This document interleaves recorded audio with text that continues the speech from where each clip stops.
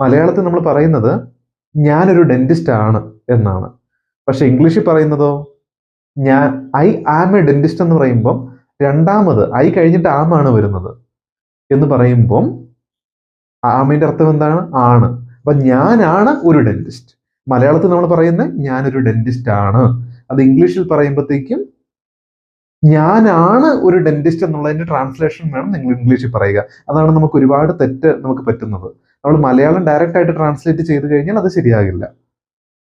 Okay, അപ്പം Malayalam direct ആയിട്ട് translate ചെയ്ത് നമ്മളിത് എങ്ങനെ പറയും? ഞാൻ ഒരു എ ഡെന്റിസ്റ്റ് ആണ്, ആം.